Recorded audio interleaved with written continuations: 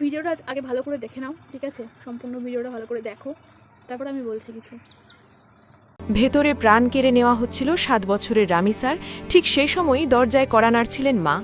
রাজধানীর পল্লবী এলাকায় 2য় শ্রেণীর শিক্ষার্থী রামিসা আক্তারের প্রাণ কেড়ে নেওয়ার ঘটনায় স্বামী জাকিরকে নিয়ে ভয়ঙ্কর তথ্য দিয়েছেন তার স্ত্রী স্বপ্না। যে প্রতিবেশী দম্পতি মাত্র 2 মাস আগে সামনের ফ্ল্যাটে ভাড়া এসেছিলেন, তারা যে এমন নৃশংসতার জাল বুনে রেখেছেন তা ঘুণাক্ষরেও টের পাননি কেউ। 17 বছর ধরে একই ভবনে বসবাস করা একটি পরিবারের 7 বছরের সাজানো স্বপ্ন নিমিষেই ধূলিসাৎ হয়ে গেল এক পৈশাচিক লালসার বলি হয়ে। 19 মে মঙ্গলবার প্রতিদিনের মতো সকালটি শুরু হয়েছিল স্বাভাবিক নিয়মেই। স্থানীয় পপুলার স্কুলের 2য় শ্রেণীর মেধাবী ছাত্রী রামিসা আক্তারকে স্কুলে পাঠানোর প্রস্তুতি নিচ্ছিলেন মা। ঘড়ির কাঁটায় তখন সকাল 10:30, কিন্তু হঠাৎই দেখা যায় রামিসা নেই। উৎকণ্ঠিত মা মেয়েকে খুঁজতে খুঁজতে যখন পাশের ফ্ল্যাটের সামনে পৌঁছান, তখন সেখানে পড়ে থাকতে দেখেন ছোট্ট রামিসার স্যান্ডেল জোড়া।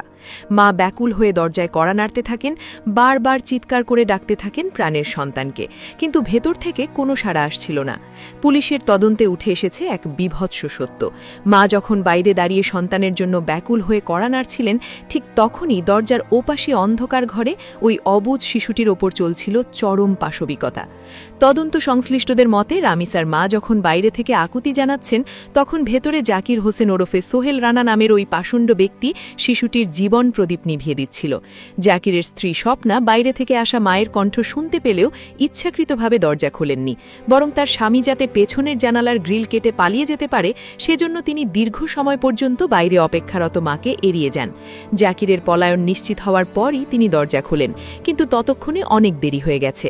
পরে পুলিশ ওই ফ্ল্যাটের খাটের নিচ থেকে উদ্ধার করে রামিসার নিথর দেহ। বাথরুম থেকে উদ্ধার হয় বিচ্ছিন্ন হওয়া অংশ। মাত্র 7 বছর বয়সী একটি নিষ্পাপ শিশুর সাথে এমন চরম বর্বরতা দেখে শিউরে উঠেছে খোদ পুলিশ কর্মকর্তারাও। ঢাকা মেট্রোপলিটন পুলিশের অতিরিক্ত কমিশনার এস.এন. নজরুল ইসলাম এক সংবাদ সম্মেলনে জানান, প্রাথমিকভাবে ধারণা করা হচ্ছে শিশুটি বিকৃত শারীরিক লালসার শিকার হয়েছিল। এই অমানবিক নিষ্ঠুরতা যাতে জানাজানি না হয় সেই ভয় থেকেই শ্বাসরোধ করে রামিসার প্রাণ কেড়ে নেওয়া হয়। জাকির হোসেন পেশায় একজন রিকশা মেকানিক হলেও তার অপরাধ প্রবণতা নতুন নয়। নাটোর জেলায় তার বিরুদ্ধে বিচ্ছিন্নতাবাদী আইনে আগের একটি মামলা রয়েছে। তার স্ত্রী স্বপ্নার দেওয়া তথ্য অনুযায়ী জাকির ছিল বিকৃত মানসিকতার অধিকারী। বিভিন্ন সময় সে নিজ স্ত্রীর ওপরও অকথ্য নিপীড়ন চালাত। তার এই মানসিক বিকৃতির চূড়ান্ত শিকার হতে হল প্রতিবেশী ছোট্ট রামিসাকে। ঘটনার পর জাকির অত্যন্ত চতুরতার সাথে পালিয়ে গেলেও শেষ রক্ষা হয়নি। তথ্য প্রযুক্তির সহায়তায় পুলিশ জানতে পারে সে পালিয়ে নারায়ণগঞ্জে গিয়ে আত্মগোপন করেছে এবং সেখানে একটি বিকাশের দোকান থেকে টাকা তোলার চেষ্টা করছে।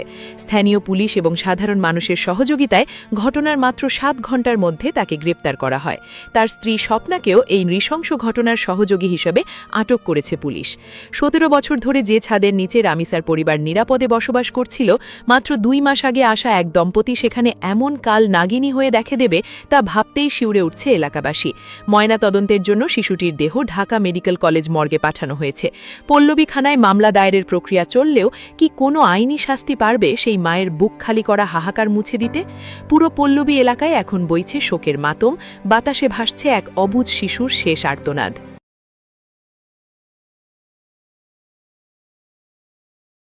তো দেখো, ঘটনাটা যে অন্য দেশে হয়েছে বলেই বলছি তা নয়, ঠিক আছে? আমাদের দেশে অনেক এরকম ঘটনা হয়, তবে এই তো আরজি করার ঘটনাটা তোমরা দেখতেই পারলে, ঠিক আছে? তো জানি না এই লাস্ট অবধি কী হবে না হবে, কিন্তু একটা জিনিস দেখলাম, এই মানে মেয়েটা একদমই অল্প বয়স, ঠিক আছে? প্রথমত, আর আমি সবাইকে প্রথম থেকেই বলি যে অনেক আগে থেকে যারা আমার ভিডিওগুলো দেখো, আমি প্রথম থেকেই বলি যে তোমাদের বাচ্চাগুলোকে একটু সাবধানে রাখো, ঠিক আছে?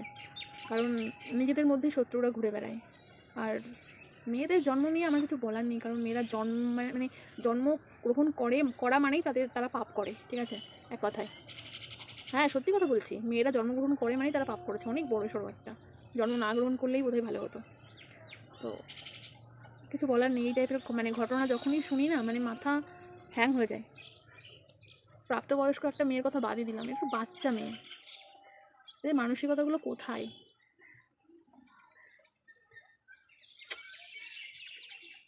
আমার আর কিছু বলার নেই।